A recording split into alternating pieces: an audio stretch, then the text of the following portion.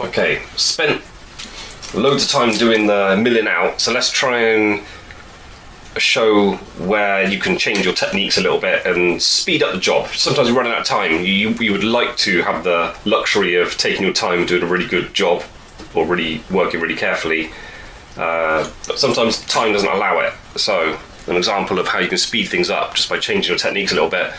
I need that, turn that into 2 bands, yeah?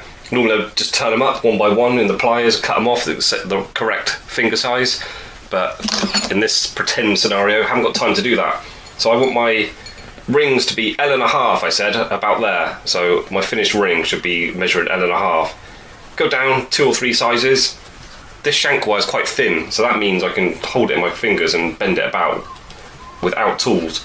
So to go down a few sizes, like 3 sizes say, keeping it straight so you can use the lines on your stick to actually work around it. Just scissor it out of alignment a little bit, just so that you can continue turning it around without it hitting itself. How's I holding it this way? Yeah, again, go down a few sizes, because as you probably just saw, it unwraps itself, so if you go turn it to a curve down a smaller size on the stick, it does open up to where you want it to be.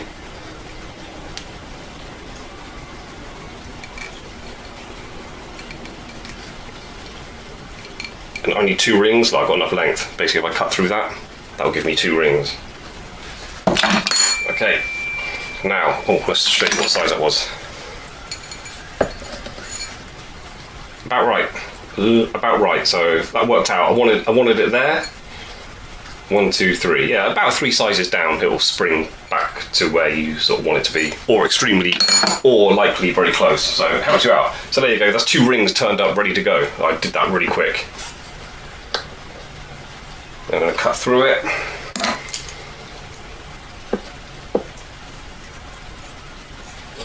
Again, with this stage, normally I cut through just one at a time and really concentrate on doing one really neatly and well. But in this scenario, I ain't got time, let's just hack them apart. Come back from the end a little bit, because that end's sort of chewed up where it's been through mills and stuff.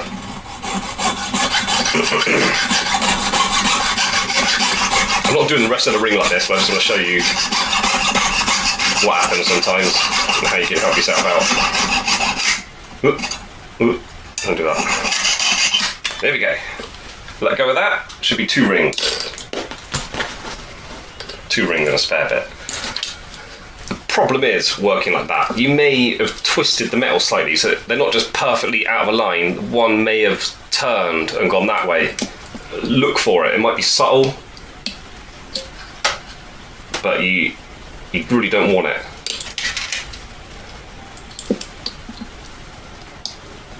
So I'm going to line the ends back up, get the ends touching.